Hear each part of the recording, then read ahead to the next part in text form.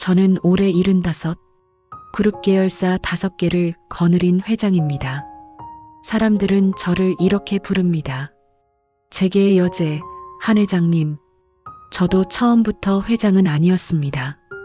고아원에서 자란 게 제 시작이었으니까요.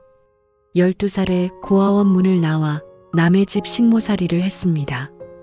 그 집 아들이 나중에 제 남편이 됐고 시댁 도움으로 사업을 키웠습니다. 이제 저는 타워 팰리스 펜트하우스에 삽니다.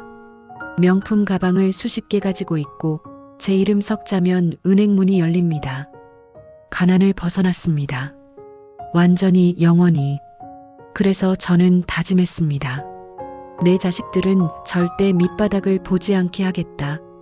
그런데 제 외아들이 어느 날 말했습니다. 엄마, 결혼하고 싶은 사람이 있어요. 당연히 좋았죠. 어느 재벌가 딸일까? 어느 명문가 교수일까? 그런데 아들이 보여준 사진 속 여자는 영등포 쪽방촌 노숙자 쉼터 앞에서 손수레를 끌며 웃고 있었습니다. 엄마, 수진이는 사회복지사예요. 노숙자분들을 돕는 일을 해요. 순간 제 온몸이 얼어붙었습니다. 노숙자, 쪽방촌, 쉼터, 제가 평생 잊으려고 애썼던 단어들이었습니다. 한민재, 내가 정신이 나갔니? 미쳤니? 저는 차갑게 말했습니다. 거지들이나 상대하는 여자를 우리 집 며느리로? 절대 안 돼. 상상도 하지 마. 아들이 조용히 말했습니다. 엄마도 어릴 때 고아원에 계셨잖아요. 그때 누군가 도움 받으셨다고 하셨잖아요. 근데 지금은 약자를 무시하세요? 그 말에 제 가슴이 찢어지는 것 같았습니다. 하지만 인정하고 싶지 않았습니다. 그날 밤 저는 펜트하우스 창밖을 내다봤습니다. 서울 야경이 한눈에 보였습니다. 저 아래 어딘가에 아직도 추위에 떨고 있을 사람들. 예전의 나처럼. 그 생각이 들자마자 저는 급히 커튼을 쳤습니다. 보고 싶지 않았습니다. 기억하고 싶지 않았습니다. 사연 시작하기 전에 구독과 좋아요 한번 눌러주시면 감동의 이야기로 보답해 드리겠습니다. 저는 재계의 한 회장입니다. 그리고 오늘 이야기는 제가 잊으려 했던 과거를 며느리가 다시 보여준 것에 대한 고백입니다. 저는 올해 75입니다. 아침 6시 눈을 뜨면 제일 먼저 보이는 건 천장까지 닿은 통유리 너머 서울 하늘입니다. 타워 팰리스 62층, 발 아래로 한강이 흐르고 저 멀리 남산타워가 손에 잡힐 듯 보입니다. 사람들은 저를 재계의 여제라고 부릅니다.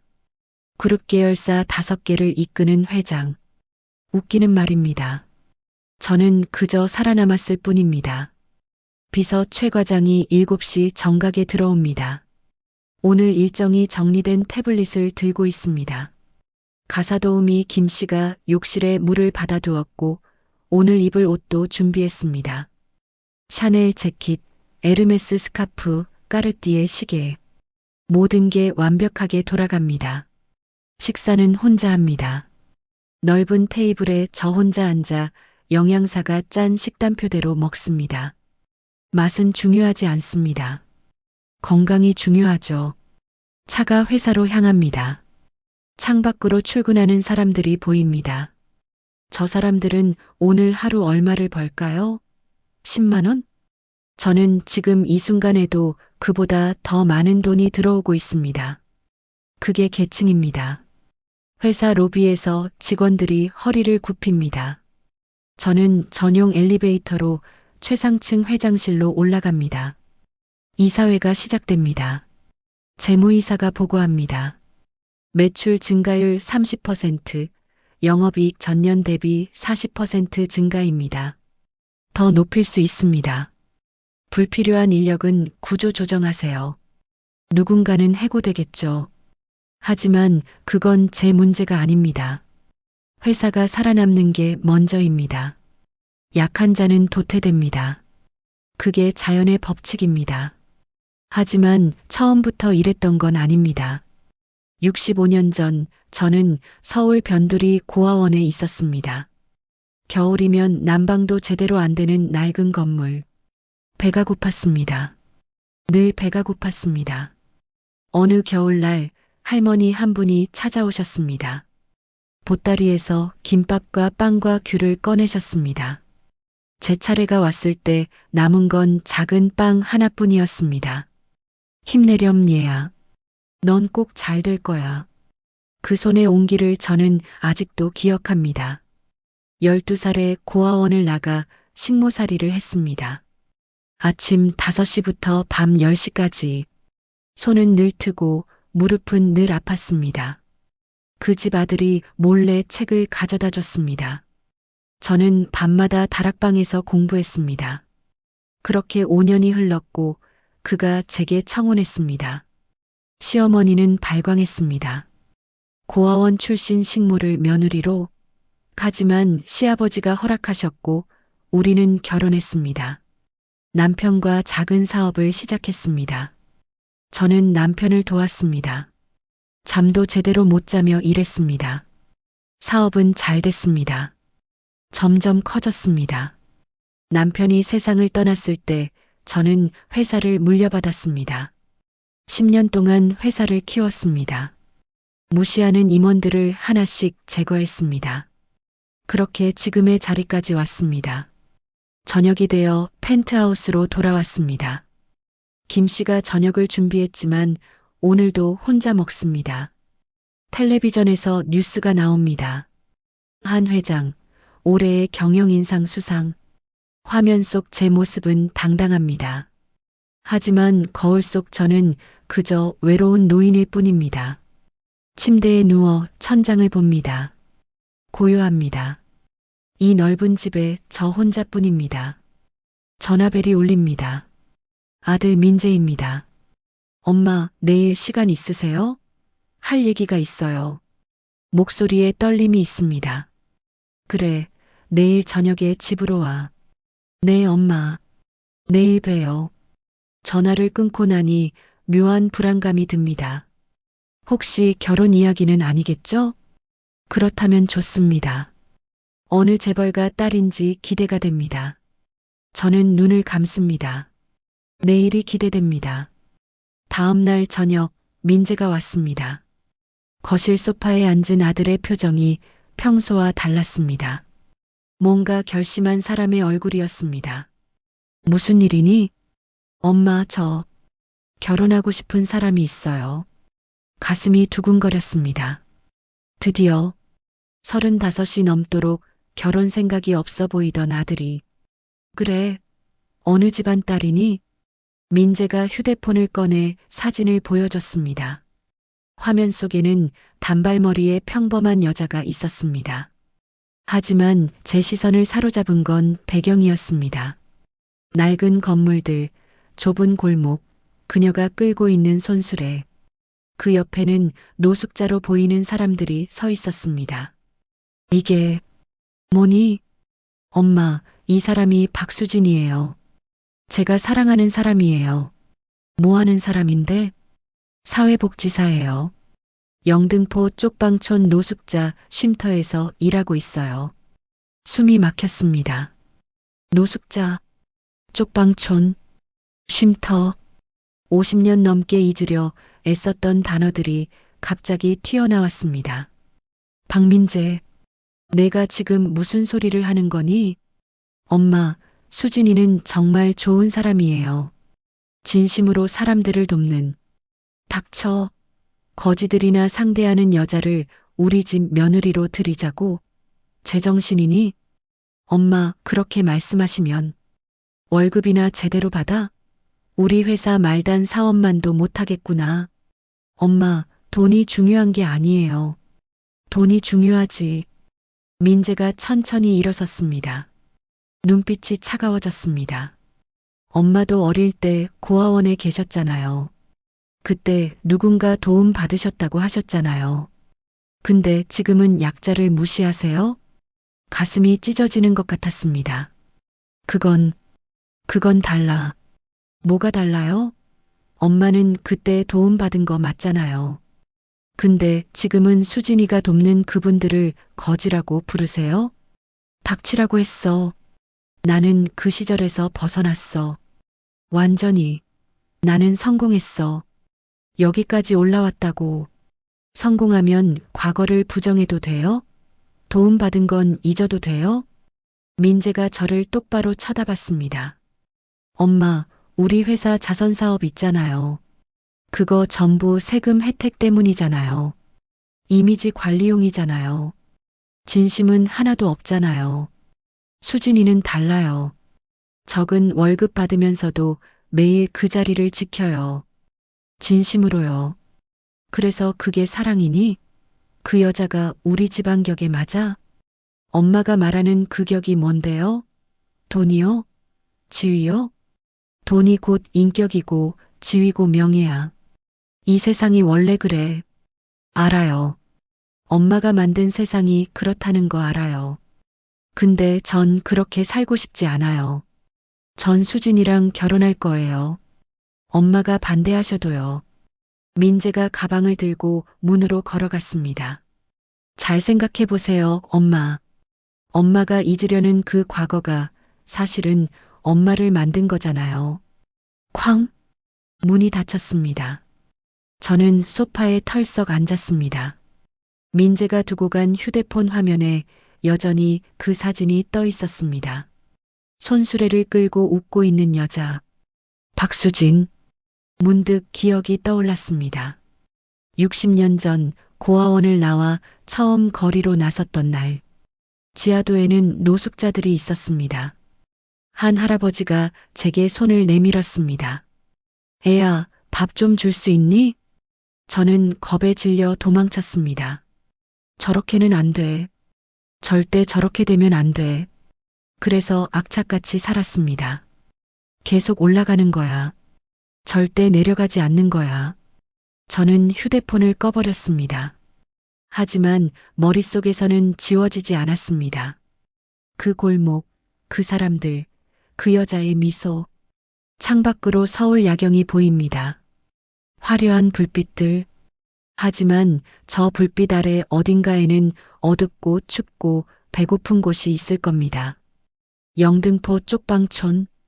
묘한 충동이 일었습니다. 그 여자가 뭐 하는 사람인지, 왜 제 아들이 빠졌는지 직접 확인하고 싶었습니다.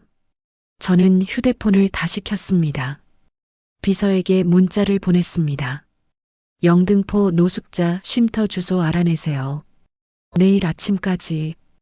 답장은 금방 왔습니다. 네, 회장님.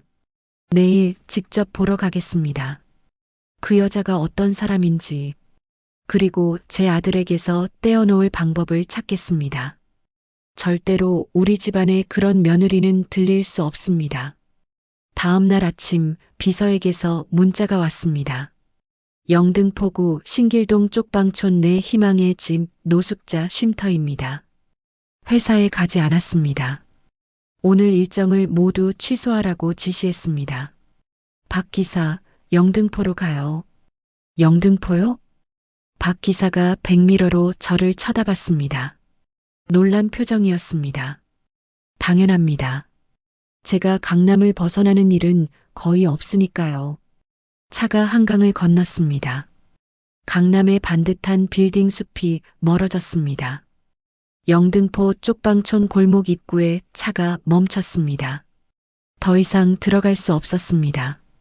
골목이 너무 좁았습니다. 여기서 기다리고 있어요.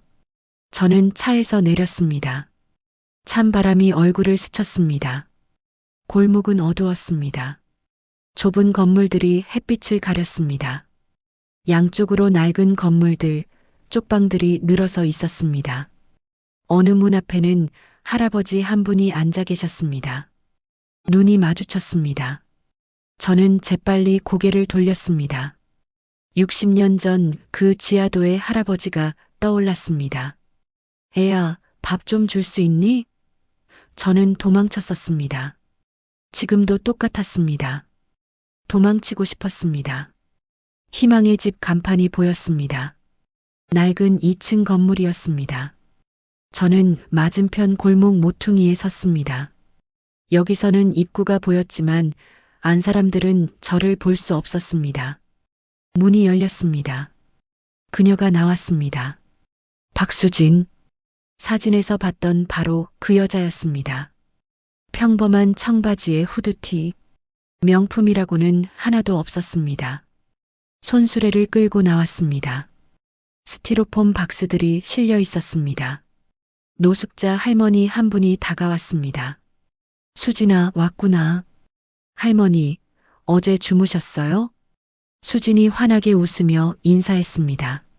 목소리에 따뜻함이 있었습니다. 오늘 점심 가져왔어요.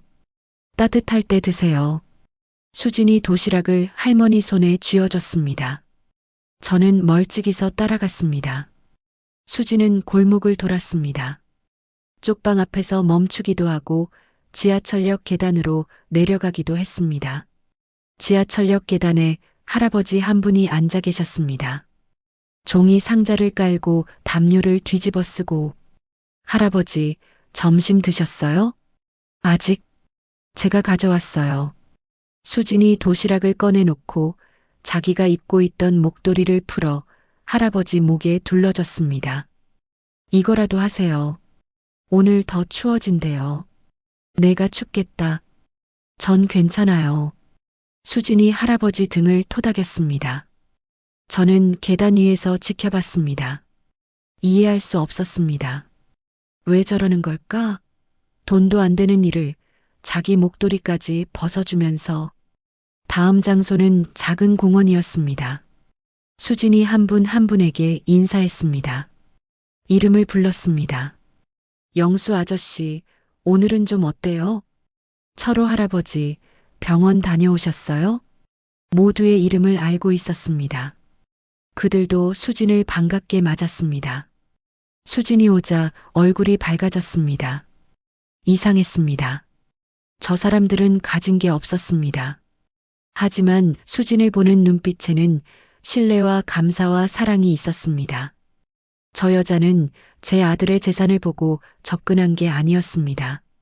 저 여자는 그저 저 사람들을 돕고 싶어서 저 일을 하고 있었습니다.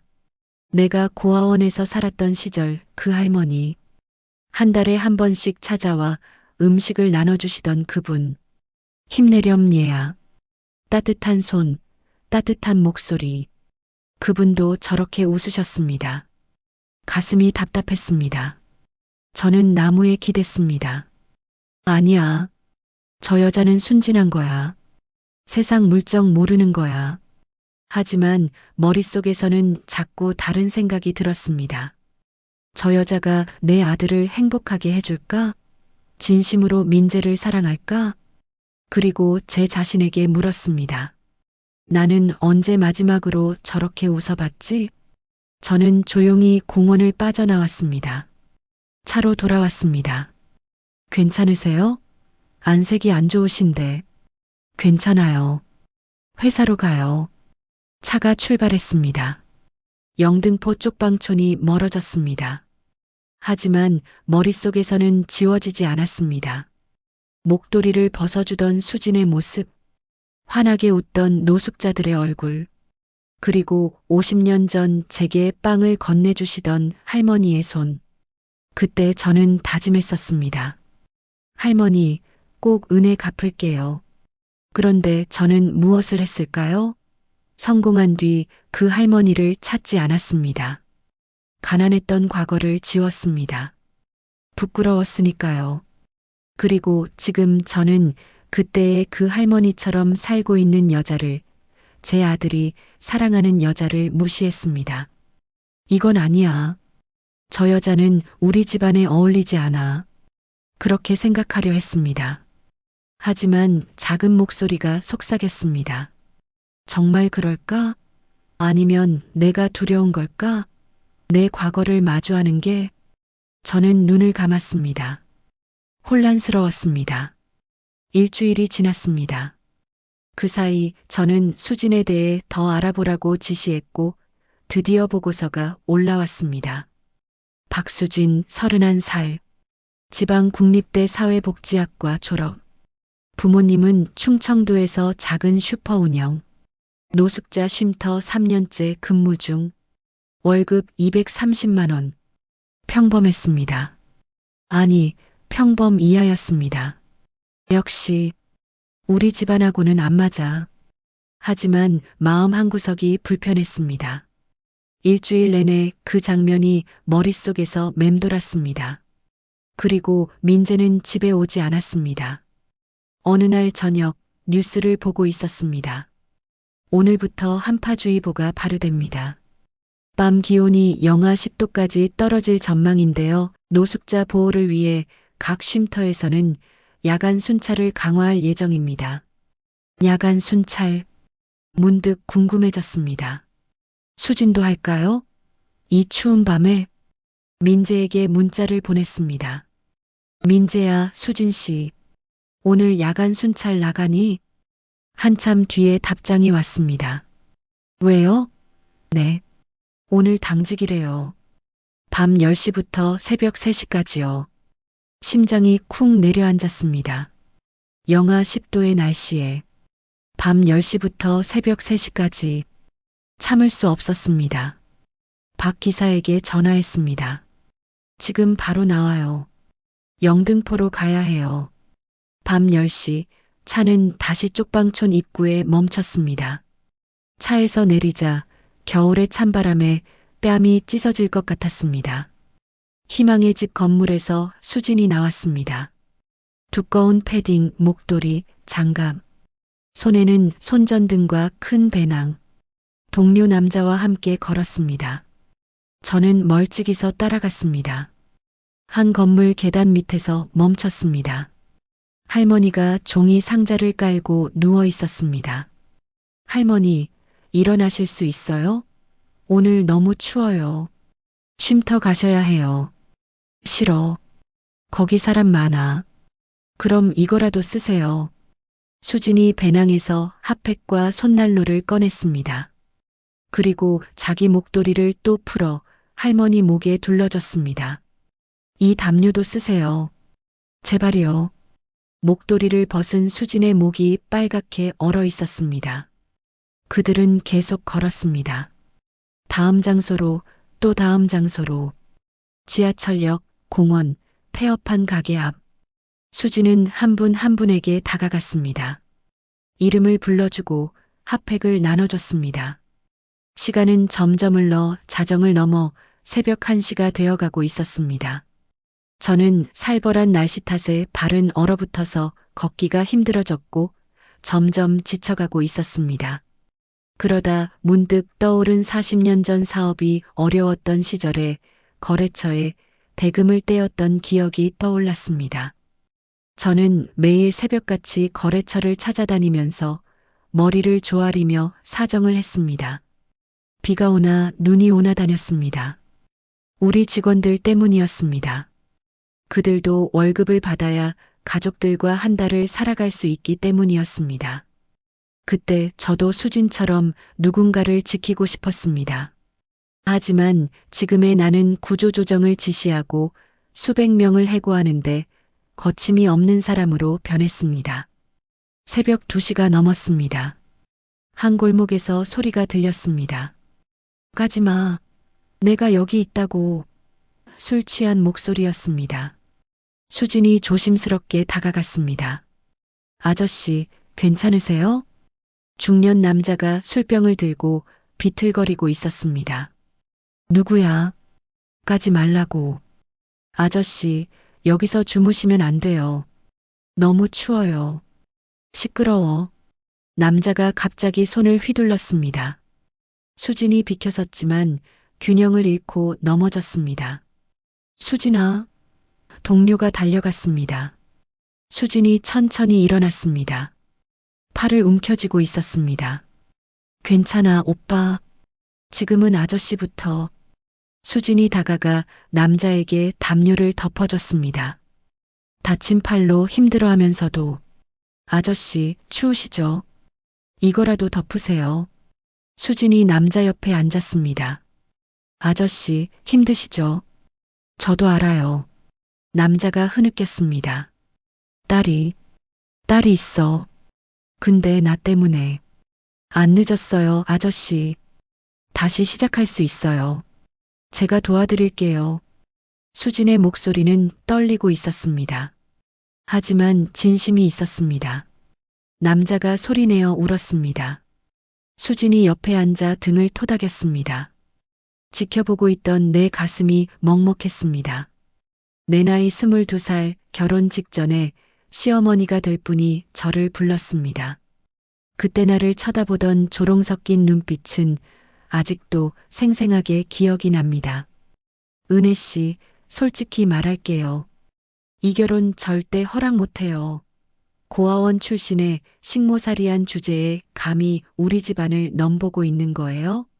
분수도 모르고. 그 말이 칼처럼 가슴을 찔렀습니다. 제 출신 때문에, 제 과거 때문에 거부당했습니다. 지금 저는 뭐 하고 있는 걸까요? 50년 전 제게 상처를 줬던 그 시어머니와 똑같은 짓을 하고 있습니다. 눈물이 났습니다. 어둠 속에서 저는 혼자 울었습니다. 새벽 3시 순찰이 끝났습니다. 저도 차로 돌아갔습니다. 회장님, 어디 계셨어요? 얼굴이 왜 이래요? 괜찮아요. 집으로 가요. 차가 출발했습니다. 쪽방촌이 멀어졌습니다. 하지만 머릿속에서는 지워지지 않았습니다. 다친 팔로도 남을 돌보던 수진. 술 취한 남자의 등을 토닥이던 그 손. 안 늦었어요. 다시 시작할 수 있어요. 저에게도 누군가 그렇게 말해준 적이 있었습니다. 은혜야, 넌 꼭 잘 될 거야. 저는 그 은혜를 갚지 않았습니다. 잊어버렸습니다. 지친 몸으로 나의 펜트하우스에 돌아와 거실 소파에 쓰러지듯이 누웠습니다. 창밖으로 보이는 서울 야경은 참 아름다웠습니다. 하지만 마음은 이상하리만치 밑바닥으로 가라앉고 있었습니다. 이 아름다운 야경 아래 어딘가에서 수지는 아직도 누군가를 돌보고 있을 겁니다. 다친 팔을 감싸쥐고, 그리고 저는 여기 따뜻한 집에서 혼자 울고 있습니다. 무엇이 진짜 부자일까요? 무엇이 진짜 성공일까요? 대답할 수 없었습니다. 다음 날 몸살이 났습니다. 어젯밤 추위에 너무 오래 있었던 탓이었습니다. 열이 나고 온몸이 쑤셨습니다. 회사에 나가지 못했습니다. 김 씨가 약을 가져왔지만 잠이 오지 않았습니다. 자꾸 어젯밤 장면들이 떠올랐습니다. 오후가 되어 민재에게서 문자가 왔습니다. 엄마, 괜찮으세요? 회사에서 몸이 안 좋으시다고 들었어요. 답장을 보냈습니다. 괜찮아. 민재야, 시간 있으면 집에 올래? 할 얘기가 있어. 저녁 7시 민재가 왔습니다. 엄마, 많이 아파요? 얼굴에 걱정이 가득했습니다. 저는 소파에 앉으며 말했습니다. 민재야, 어제 수진 씨 야간 순찰 나간다고 했지? 네. 왜요? 그거 매번 하는 거니? 한파주의보 날에는 꼭 해요. 어제가 수진이 차례였대요. 엄마, 왜 갑자기? 저는 대답하지 못했습니다. 민재가 한숨을 쉬었습니다. 엄마, 솔직히 말할게요. 수진이 다쳤어요. 어제. 가슴이 철렁했습니다. 뭐라고? 순찰하다가 술 취한 사람한테 밀쳐져서 넘어졌대요. 팔에 금이 갔어요. 오늘 아침에 병원 가서 깁스했어요. 저는 눈을 감았습니다. 알고 있었습니다. 어젯밤 그 장면을 봤으니까요. 민재야, 수진 씨는 왜 그 일을 해? 민재가 저를 똑바로 봤습니다. 진짜 궁금하세요? 그럼 제대로 얘기해 드릴게요. 민재가 말하기 시작했습니다. 수진이를 처음 만난 건 2년 전이었어요. 회사 연말 자선행사에서요. 엄마가 맨날 하시는 그거. 이미지 관리용이라고 하시는. 저는 얼굴이 화끈거렸습니다. 거기서 수진이를 봤어요. 노숙자 할아버지 손톱을 깎아드리고 있었어요. 더러웠을 텐데 전혀 싫어하는 기색 없이요. 발톱도 깎아드렸어요. 환하게 웃으면서요. 민재의 눈빛이 따뜻해졌습니다. 충격이었어요, 엄마. 우리 회사 임원들은 명함만 돌리고 사진만 찍었는데 저 여자는 진짜로 사람을 돌보고 있었어요. 말 걸었더니 수진이가 그러더라고요.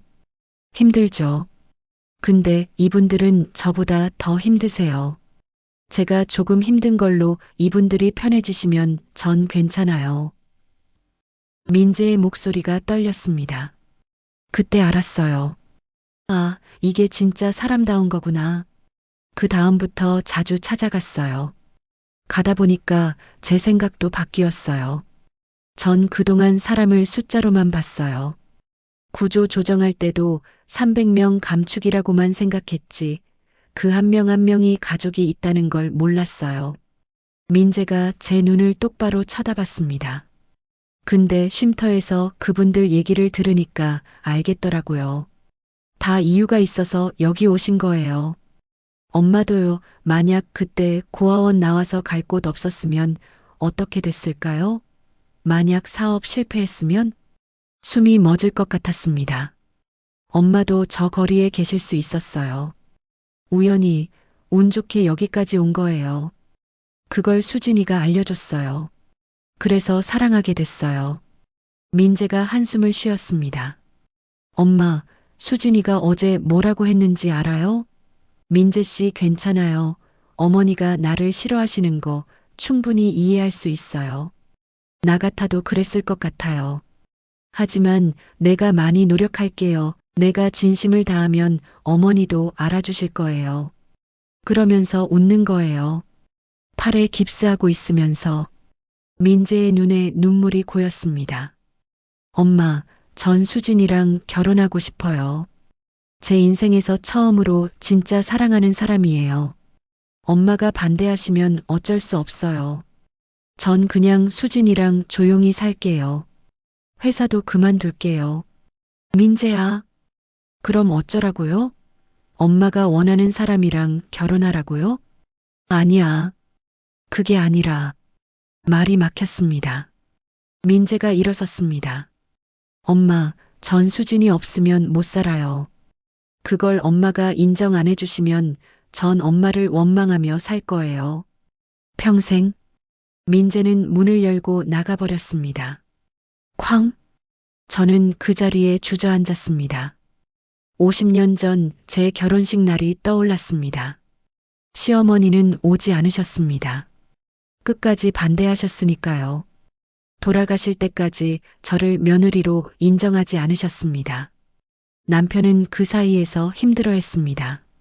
남편이 돌아가시기 1년 전 말했습니다. 여보, 미안해. 어머니가 당신한테 너무 심했어.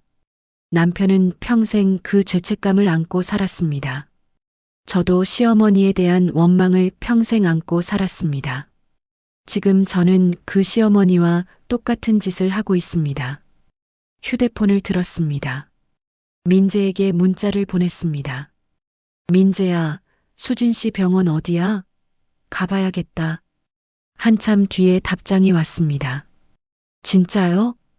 주소가 왔습니다. 저는 침대에서 일어났습니다. 옷을 갈아입고 박 기사에게 전화했습니다. 차가 병원으로 향했습니다. 창밖으로 해가 지고 있었습니다. 저는 가슴이 두근거렸습니다. 떨렸습니다. 하지만 이제는 도망치고 싶지 않았습니다. 과거와 마주할 준비가 됐습니다. 병원에 도착했습니다. 작은 동네 병원이었습니다. 2층 복도에 수진과 민재가 앉아 있었습니다. 수진은 왼팔에 깁스를 하고 있었습니다. 어머님? 수진이 황급히 일어나려다 비틀거렸습니다. 앉아 있어요. 저는 다가가 섰습니다. 가까이서 보니 더 어려 보였습니다. 맑은 눈, 화장기 없는 얼굴, 그리고 깁스한 팔. 나는 한은혜라고 해요. 민재 엄마예요. 저는 공손하게 인사했습니다. 아, 네, 안녕하세요. 박수진입니다. 팔은 괜찮아요? 네, 괜찮아요. 몇 주면 나아요. 미안해요. 제가 당신을 제대로 보지 않았어요. 나는 편견이 많은 사람이에요. 엄마 무슨 말씀을? 민재가 놀래서 저를 쳐다보았어요. 수진이 당황하며 손을 저었습니다. 아니에요, 어머님. 괜찮아요. 수진 씨를 보면 제 과거가 보여서 두렵고 싫었어요. 진료실 문이 열렸습니다. 박수진 환자분? 수진이 진료실로 들어갔고 저와 민재도 따라 들어갔습니다. 의사가 엑스레이를 보며 말했습니다. 다행히 잘 붓고 있네요. 4주 정도 있으면 돼요. 근데 수진 씨, 일은 쉬셔야 해요. 밖으로 나와 복도 의자에 셋이 앉았습니다. 일은 어떻게 할 거예요? 한 손으로라도 할 수 있는 일 하려고요. 쉴 수가 없어요. 쉼터에 사람이 부족해서요. 월급은 얼마 받아요? 230만 원이요. 제가 한 시간에 버는 돈도 안 되는 금액이었습니다. 그 돈으로 어떻게 살아요? 쉼터에서 기숙사방 주세요. 밥도 거기서 같이 먹고요. 저축은 조금씩 하는데 어르신들 급하게 병원비 필요하실 때가 있어서 그럴 때 좀 쓰고. 본인 돈으로요? 네. 복지 예산이 부족해서요. 저는 숨이 막혔습니다. 40년 전이 떠올랐습니다. 직원이 아파서 수술해야 했을 때 저는 제 적금을 해지해서 그 직원에게 줬습니다. 그때 저는 행복했습니다. 누군가를 도울 수 있다는 게. 하지만 지금의 저는 언제 마지막으로 제 돈을 남을 위해 썼을까요? 그때 민재의 휴대폰이 울렸습니다. 여보세요? 네. 정말요? 민재의 얼굴이 환해졌습니다. 수진아, 임신이야. 병원에서 검사 결과 나왔대. 시간이 멈춘 것 같았습니다. 우리 아기야. 민재가 수진을 껴안았습니다. 수진도 눈물을 흘렸습니다. 저는 그 광경을 멍하니 바라봤습니다. 임신, 손주, 제 손주가, 엄마, 들으셨죠? 우리 아기 생겼어요. 저는 너무 얼떨떨해서 무슨 말을 해야 할지 몰랐습니다. 수진이 조심스럽게 말했습니다. 어머님, 죄송해요. 아니야, 수진아. 진심으로 축하한다. 감사합니다, 어머니. 수진이는 눈물을 글썽거렸습니다. 저는 일어났습니다. 민재야, 수진 씨 잘 챙겨줘. 엄마는 가세요? 응. 할 일이 있어서. 민재가 불안한 얼굴로 저를 쳐다봤습니다. 저는 민재의 어깨를 두드렸습니다. 잘했어, 민재야. 좋은 사람 만났구나. 민재의 눈에도 눈물이 고였습니다. 저는 병원을 나왔습니다. 차에 탔습니다. 회장님, 집으로 갈까요? 아니요. 회사로 가요. 지금요? 몸이 안 좋으신데. 괜찮아요. 급한 일이 생겼어요. 차가 출발했습니다. 저는 창밖을 보며 생각했습니다. 손주가 생깁니다. 그 아이는 어떤 세상에서 자랄까요? 돈만 최고인 세상? 아니면 수진이 만들려는 세상? 그 아이는 할머니인 저를 어떻게 볼까요? 차가운 재벌 회장? 아니면 회사에 도착했습니다. 저는 회장실로 올라갔습니다. 비서에게 전화했습니다. 최 과장, 내일 아침 긴급 임원회에 소집하세요. 회사에 급한 일이라도 생긴 겁니까? 우리 회사 사회공헌 사업 전면 재검토입니다. 그리고 영등포 희망의 집 노숙자 쉼터 운영 현황 자료 준비해 주세요. 네, 알겠습니다. 저는 의자에 앉았습니다. 서울 야경이 보였습니다. 화려한 불빛들. 하지만 저 불빛 아래 어딘가에는 추위에 떨고 있는 사람들이 있습니다. 제 며느리가 될 여자가 돌보고 있는 사람들이, 제 손주가 자랄 세상의 이웃들이. 저는 컴퓨터를 켰습니다. 밤새 보고서를 작성하기 시작했습니다. 제목은 진짜 사회공헌 방안, 은혜를 갚는 법. 오랜만에 가슴이 뛰었습니다. 75평생 처음으로 숫자가 아닌 사람을 위해 일하는 기분이었습니다. 다음 날 아침 9시 회의실에 임원들이 모였습니다. 저는 프로젝터를 켰습니다. 진짜 사회공헌 방안이라는 제목이 떴습니다. 여러분, 우리 회사가 작년 한 해 동안 사회공헌 명목으로 쓴 돈이 얼마죠? 30억 원입니다, 회장님. 효과는? 침묵이 흘렀습니다. 솔직히 말하세요. 진짜로 누가 도움 받았나요? 재무이사가 조심스럽게 대답했습니다. 대부분 이미지 관리용이었습니다. 맞아요. 저도 그렇게 지시했으니까요. 저는 다음 화면으로 넘겼습니다. 영등포 쪽방촌 사진들이 나왔습니다. 영등포 쪽방촌입니다. 우리 회사에서 차로 30분 거리죠. 여기 사시는 분들이 3,000명입니다. 우리가 30억을 쓰는 동안 이분들은 겨울 추위에 얼어 죽고 있었어요. 오늘부터 우리 회사 사회 공헌 방식을 바꾸겠습니다. 이미지용 행사는 전부 중단합니다. 대신 정말 필요한 곳에 직접 지원하겠습니다. 영등포 희망의 집 노숙자 쉼터입니다. 연간 운영비가 2억 원입니다. 우리가 쓴 돈의 15분의 1이에요. 이 쉼터에서 1년에 500명 이상을 돕습니다. 우리는 대답하는 사람이 없었습니다. 오늘부터 우리 회사는 이 쉼터를 정식 후원합니다. 제대로 된 사회공헌팀도 새로 만들겠습니다. 그때 문이 벌컥 열렸습니다. 비서 최 과장이 창백한 얼굴로 뛰어왔습니다. 회장님, 큰일 났습니다. 우리 식품 자회사에서 식중독 사고가 났습니다. 회의실이 술렁거렸습니다. 편의점 도시락에서 식중독균이 검출됐대요. 신고 건수가 벌써 100건 넘었고 저는 벌떡 일어났습니다. 지금 당장 리콜 지시하세요. 그날부터 지옥이 시작됐습니다. 언론이 들끓었습니다. 주가가 폭락했습니다. 보건당국 조사가 들어왔습니다. 저는 사흘밤을 회사에서 샜습니다. 나흘째 되던 밤, 저는 회장실 소파에 쓰러져 있었습니다. 엄마, 민재가 들어왔습니다. 민재야, 아직 안 갔어? 엄마도요. 집에 가셔야죠. 못 가. 해결될 때까지는. 민재가 제 옆에 앉았습니다. 엄마, 피해자 중에 사망자 없어서 다행이에요. 다행? 150명이나 아픈데? 그래도 더 큰 사고는 막았잖아요. 저는 눈을 감았습니다.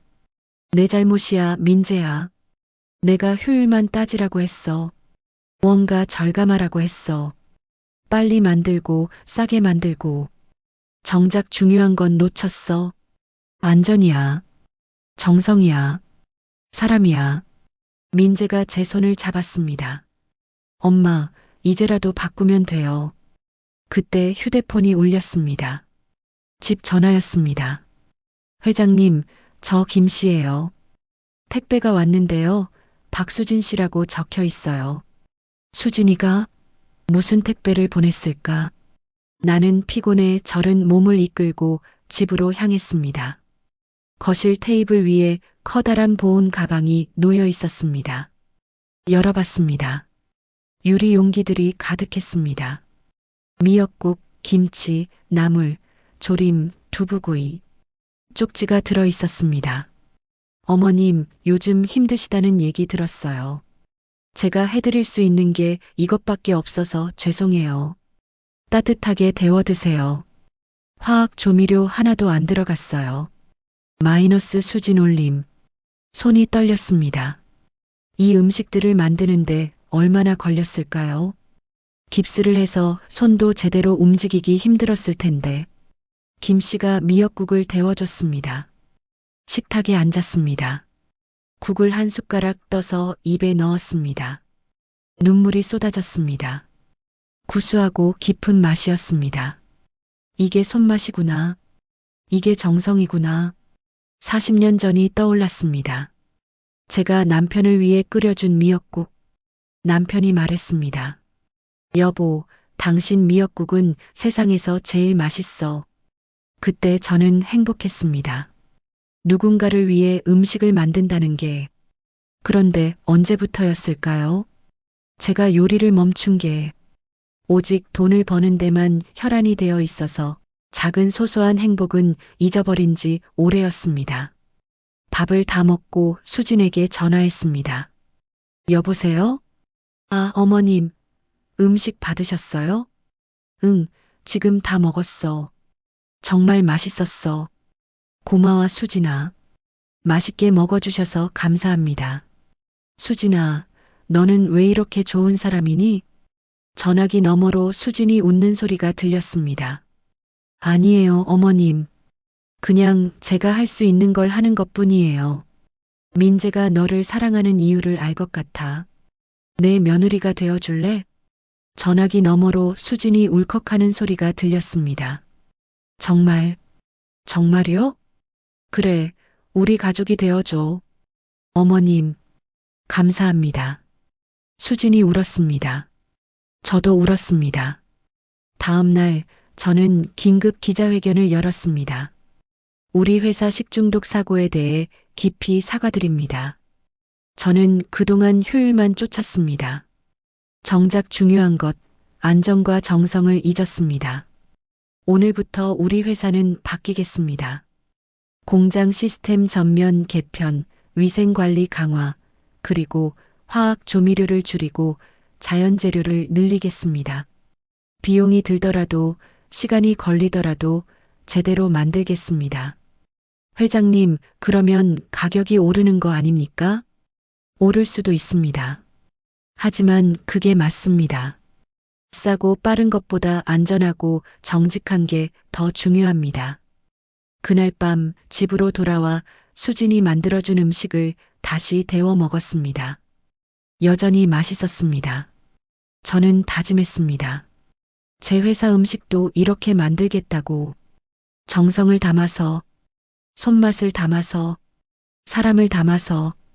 늦었지만 이제라도 시작하겠습니다. 식중독 사고 수습이 끝나는데 한 달이 걸렸습니다. 한 달 뒤 저는 새로운 계획을 실행에 옮겼습니다. 임원 회의를 소집했습니다. 희망의 집 노숙자 쉼터 기억하시죠? 오늘부터 우리 회사가 정식으로 후원합니다. 연간 5억 원 지원합니다.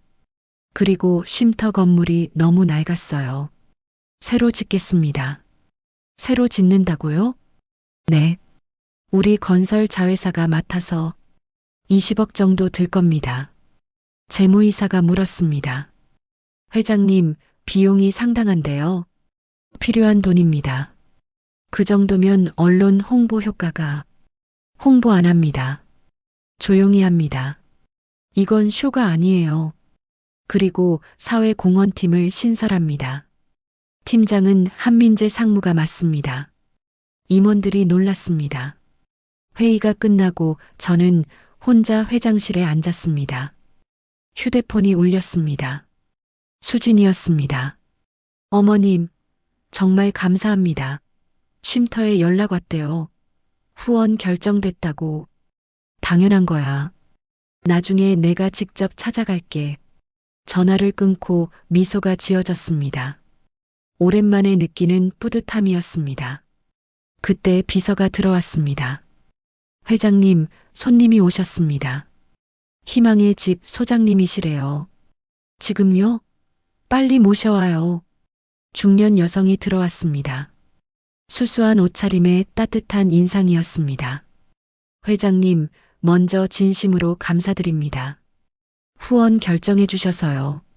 10년 넘게 운영했는데 이렇게 큰 후원은 처음입니다.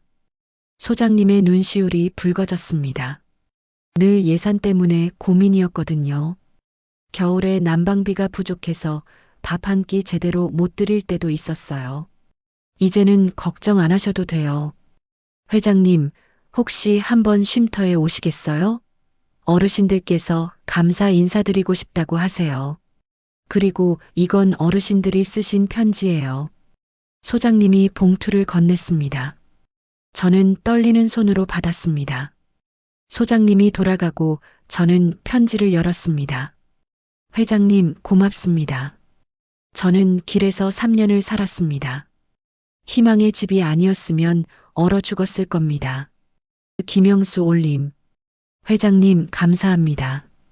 회사가 망하고 가족이 떠났습니다. 죽고 싶었습니다. 근데 여기 와서 살아야겠다는 생각이 들었습니다. 이제 일자리도 찾았습니다. 박철호. 편지를 읽으며 눈물이 났습니다. 이분들은 이름이 있고 이야기가 있고 아픔이 있는 사람들이었습니다. 60년 전 저도 저 편지를 쓸 수 있었겠구나. 할머니, 고맙습니다. 할머니 덕분에 살았습니다. 그런데 저는 그 편지를 쓰지 않았습니다. 은혜를 잊었습니다. 저는 편지들을 가슴에 안았습니다. 이제라도 늦었지만 갚을게요, 할머니. 다음 날 저는 영등포로 향했습니다. 이번에는 정식으로 희망의 집에 도착했습니다. 소장님과 수진이 나와서 맞아주었습니다. 쉼터 안으로 들어갔습니다. 어르신들이 점심 식사 중이었습니다. 어르신들, 이분이 한은혜 회장님이세요. 우리 쉼터를 후원해 주시는 분이에요. 박수가 터졌습니다. 저는 앞으로 나갔습니다. 안녕하세요. 한은혜입니다. 어제 편지들 잘 받았습니다. 정말 감사했습니다. 한 할아버지가 일어나셨습니다. 회장님, 저 김영수입니다. 편지 쓴 사람이에요. 감사합니다. 아니에요. 저희가 감사하죠. 할아버지가 제 손을 잡았습니다. 거칠고 주름진 손. 하지만 따뜻했습니다. 회장님도 고생 많이 하셨죠? 얼굴에 쓰여 있어요. 저는 대답할 수 없었습니다. 그래서 저희 마음을 아시는 거겠죠. 고맙습니다. 눈물이 났습니다. 죄송합니다. 제가 늦었습니다. 진작 왔어야 했는데 저도 예전에 어려웠습니다. 고아원에서 자랐어요. 누군가 도움받았어요. 근데 잊고 살았어요. 어르신들이 조용히 들으셨습니다. 성공하고 나니까 그 시절이 부끄러웠어요. 약한 사람들이 싫었어요. 제 아들이 여기서 일하는 수진 씨를 사랑한다고 했을 때 전 반대했어요. 우리 집안 격이 아니라고. 근데 제가 틀렸어요. 늦었지만 이제라도 갚고 싶습니다. 제가 받은 은혜를. 저는 깊이 고개를 숙였습니다. 할아버지가 저를 일으켜 세웠습니다. 회장님, 고개 드세요. 그 과거가 있어서 지금 회장님이 계신 거잖아요. 그리고 은혜는 갚는 게 아니에요. 이어가는 거예요. 가슴이 뭉클했습니다. 점심을 함께 먹었습니다. 어르신들과 이야기를 나눴습니다. 모두 사연이 있었습니다. 하지만 모두 포기하지 않고 있었습니다. 쉼터를 나올 때 수진이 제 손을 잡았습니다. 어머님, 함께 해주셔서 감사해요. 나야말로. 수진이가 가르쳐줘서 고마워. 돌아오는 길에 창밖을 보며 생각했습니다. 제 인생이 바뀌고 있습니다. 돈만 쫓던 인생에서 사람을 보는 인생으로. 그리고 이 변화를 만든 건 수진이었습니다. 제 며느리가 될 사람. 감사했습니다. 정말 감사했습니다. 단풍이 물드는 가을이 성큼 다가왔습니다. 오늘은 민재와 수진의 결혼식 날이었습니다. 수진의 배는 5달이 되어 조금씩 표가 나기 시작했어요. 저는 아침 일찍 일어나 옷을 입었습니다. 화려한 한복이 아니라 수수한 베이지색 한복을 골랐습니다. 결혼식장은 호텔이 아니었습니다. 영등포 희망의 집 근처 작은 예식장이었습니다. 민재와 수진이 원한 곳이었습니다. 엄마, 여기서 결혼식 하고 싶어요. 어르신들도 오실 수 있게. 처음에는 반대하려 했습니다. 하지만 곧 고개를 끄덕였습니다. 그게 맞았습니다. 예식장에 도착했습니다. 생각보다 아담하고 따뜻한 분위기였습니다. 하얀 꽃들로 장식되어 있었습니다. 하객들이 하나둘 모였습니다. 우리 회사 임원들, 친척들, 그리고 쉼터 어르신들. 김영수 할아버지도 보였습니다. 깨끗한 정장을 입고 계셨습니다. 회장님, 축하드립니다. 고맙습니다, 할아버지. 오늘 와주셔서 정말 감사해요. 제가 더 감사하죠. 이런 좋은 날에 초대해 주시고. 신부 대기실에 수진이 있었습니다. 하얀 드레스를 입은 모습이 아름다웠습니다. 배가 조금 불러온 것이 더욱 빛났습니다. 수진아, 정말 예쁘구나. 어머님. 수진이 눈물을 글썽였습니다. 울면 화장 다 지워져. 참아. 저는 수진의 손을 잡았습니다. 고맙다, 수진아. 우리 민재한테 와줘서. 어머님, 저를 받아주셔서 감사드립니다. 최선을 다해서 열심히 살겠습니다. 저는 천사 같은 수진이를 가만히 안아주었습니다. 결혼식이 시작됐습니다. 민재가 먼저 입장했습니다. 긴장한 얼굴이었지만 행복해 보였습니다. 그리고 수진이 아버지와 함께 입장했습니다. 하얀 드레스, 환한 미소, 배가 조금 불러온 모습이 더욱 아름다웠습니다. 하객들이 박수를 쳤습니다. 쉼터 어르신들도 손수건으로 눈물을 닦고 계셨습니다. 주례 선생님 말씀이 있었습니다. 신랑 신부는 서로 다른 환경에서 자랐지만 같은 마음을 가진 두 사람입니다. 약한 자를 돕고 서로 사랑하는 마음. 저는 단상 위 두 사람을 바라봤습니다. 이제 두 분은 새로운 가족이 됩니다. 그리고 곧 부모가 됩니다. 수진이 배를 쓰다듬었습니다. 민재가 수진의 손을 잡았습니다. 축하합니다. 박수가 터졌습니다. 신랑 신부가 절을 했습니다. 양가 부모님께 저와 수진 부모님이 나란히 섰습니다. 민재와 수진이 우리 앞에서 큰 절을 올렸습니다. 고맙습니다, 어머님. 아버님. 잘 살아라, 얘들아. 저는 두 사람을 일으켜 세웠습니다. 그리고 꼭 안았습니다. 행복해라. 그게 엄마 바람이야. 피로 연장에서 식사가 시작됐습니다. 저는 쉼터 어르신들 테이블로 갔습니다. 할아버지, 할머니, 음식 맛있으세요? 맛있어요, 회장님. 이렇게 좋은 자리에 불러주셔서 감사해요. 김영수 할아버지가 말씀하셨습니다. 제가 감사하죠. 할아버지들이 계셔서 오늘 이 자리가 있는 거예요. 무슨 말씀을? 진심이에요. 할아버지들이 저를 깨우쳐 주셨어요. 진짜 중요한 게 뭔지. 할머니 한 분이 제 손을 잡으셨습니다. 회장님, 정말 좋은 며느리 만나셨어요. 수진이는 천사 같은 애예요. 알아요. 제가 복 받았어요. 옆 테이블에서 우리 회사 임원들이 축배를 들고 있었습니다. 민재가 그들과 인사를 나누고 있었습니다. 민재 상무, 축하드립니다. 고맙습니다, 이사님. 사회공헌팀 잘 되고 있죠?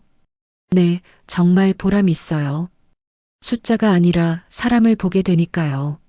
저는 멀리서 그 모습을 지켜봤습니다. 아들이 변했습니다. 더 따뜻해졌습니다. 더 사람다워졌습니다. 저녁이 되었습니다. 피로연이 끝나고 사람들이 하나둘 떠났습니다. 저는 민재와 수진을 불렀습니다. 얘들아, 잠깐 와봐. 셋이 예식장 밖 벤치에 앉았습니다. 가을밤 공기가 시원했습니다. 신혼여행은 안 가니? 엄마, 수진이 배 때문에 나중에 가려고요. 그래. 조심해야지. 저는 가방에서 봉투를 꺼냈습니다. 이거, 엄마, 축의금은 이미 받았어요. 축의금 아니야. 이건 다른 거야. 봉투 안에는 통장이 들어 있었습니다. 이건 뭐예요? 수진이 명의 통장이야. 내가 만들었어. 수진이 통장을 펼쳤습니다. 눈이 커졌습니다. 어머님, 이게 1억? 응. 수진이 일할 수 없을 때 필요할 거야. 애기 키우는 데 쓰고 나중에 수진이가 하고 싶은 일 있으면 쓰고. 어머님, 이건 너무 많아요. 많지 않아. 우리 손주 낳아줄 건데. 저는 수진의 손을 잡았습니다. 수진아, 고맙다. 우리 민재 만나줘서, 그리고 나를 변하게 해줘서. 너 아니었으면 전 평생 차갑게 살았을 거야. 이제 우린 가족이야. 진짜 가족. 힘들 때 기대고, 기쁠 때 함께 웃는 가족. 민재가 저를 안았습니다. 엄마, 사랑해요. 수진도 저를 안았습니다. 어머님, 정말 감사해요. 셋이 한참을 그렇게 안고 있었습니다. 하늘에 별이 떠올랐습니다. 가을밤 별은 유난히 밝았습니다. 할머니, 보고 계세요? 제가 가족을 찾았어요. 진짜 가족을. 이제 잘할게요. 당신처럼. 저는 하늘을 올려다보며 미소 지었습니다. 1년이 흘렀습니다. 봄이 왔습니다. 벚꽃이 피는 계절이었습니다. 오늘은 희망의 집 신축 건물 개관식 날이었습니다. 1년 전 약속했던 새 쉼터가 완성됐습니다. 영등포 쪽방촌 한복판에 깨끗한 4층 건물이 섰습니다. 최신 난방시설, 넓은 식당, 의료실, 상담실, 직업훈련실까지. 저는 정장이 아니라 편한 옷을 입고 갔습니다. 회장으로서가 아니라 그냥 한 사람으로. 개관식장에는 많은 사람들이 모였습니다. 어르신들, 쉼터 직원들, 자원봉사자들, 그리고 제 가족. 민재와 수진, 그리고 수진이 안고 있는 아기. 제 손주였습니다. 3달 된 여자아이. 이름은 은서였습니다. 할머니가 받은 은혜를 서로 나누며 살라는 뜻이에요. 수진이 그렇게 말했었습니다. 개관식이 시작됐습니다. 소장님이 인사말을 했고 어르신 대표가 감사 인사를 했습니다. 제 차례가 왔습니다. 단상에 올랐습니다. 저는 한은혜입니다. 여러분께 고백할 게 있습니다. 사람들이 조용해졌습니다. 저도 한때 도움받은 사람입니다. 70년 전 고아원에서 자랐습니다. 배고프고 춥던 시절 한 할머니가 저를 살렸습니다. 빵 하나, 따뜻한 말 한마디로.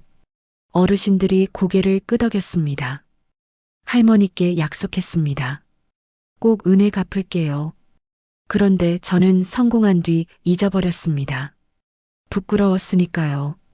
가난했던 과거가, 도움받았던 기억이. 목소리가 떨렸습니다. 그러다 제 아들이 사회복지사를 사랑한다고 했을 때 전 반대했습니다. 노숙자를 돕는 여자라고, 우리 집안 격이 아니라고. 그게 얼마나 잘못된 생각이었는지 제 며느리가 가르쳐줬습니다. 수진이 눈물을 닦고 있었습니다. 오늘 이 자리는 그 할머니께 드리는 감사입니다. 50년 늦었지만 이제라도 갚고 싶습니다. 여러분께. 박수가 터졌습니다. 개관식이 끝나고 새 건물을 둘러봤습니다. 깨끗한 침대들, 따뜻한 난방, 밝은 식당. 한 할아버지가 다가왔습니다.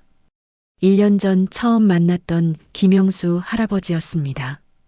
회장님, 정말 감사합니다. 이제 겨울이 무섭지 않아요. 회장님, 저 다음 달에 여기서 나가요. 네. 일자리 구했어요. 경비일인데 기숙사도 있대요. 이제 제 힘으로 살 수 있어요. 할아버지가 웃으셨습니다. 주름진 얼굴이지만 눈빛이 살아 있었습니다. 축하드려요, 할아버지. 회장님 덕분이에요. 다시 시작할 용기를 얻었어요. 할아버지가 제 손을 꼭 잡았습니다. 저녁이 되었습니다. 쉼터 식당에서 다 함께 저녁을 먹었습니다. 수진이 만든 메뉴였습니다. 된장찌개, 김치, 나물들. 민재가 은서를 안고 있었습니다. 아기가 웃었습니다. 엄마, 은서가 웃어요. 그러네. 예쁘다, 우리 손주. 저는 아기 손을 잡았습니다. 작고 따뜻한 손. 이 아이는 어떻게 자랄까?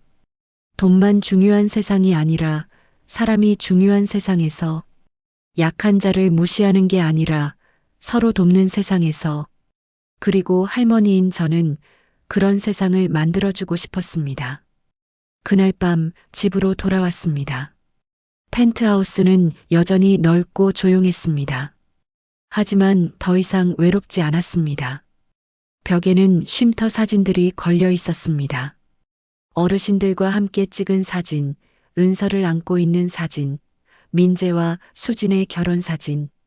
책상 위에는 액자가 하나 놓여 있었습니다. 수진이 써준 글귀였습니다. 은혜는 갚는 게 아니라 이어가는 것. 저는 그 글귀를 쓰다듬었습니다. 맞아요. 이제 알았어요. 창밖으로 서울 야경이 보였습니다. 여전히 아름다웠습니다. 하지만 이제 저는 알았습니다. 저 불빛 아래에는 사람들이 있다는 것을, 힘든 사람들, 도움이 필요한 사람들, 그리고 서로 돕는 사람들이 있다는 것을. 휴대폰이 울렸습니다. 수진이었습니다. 어머님, 집에 잘 들어가셨어요? 응, 수진아. 은서는?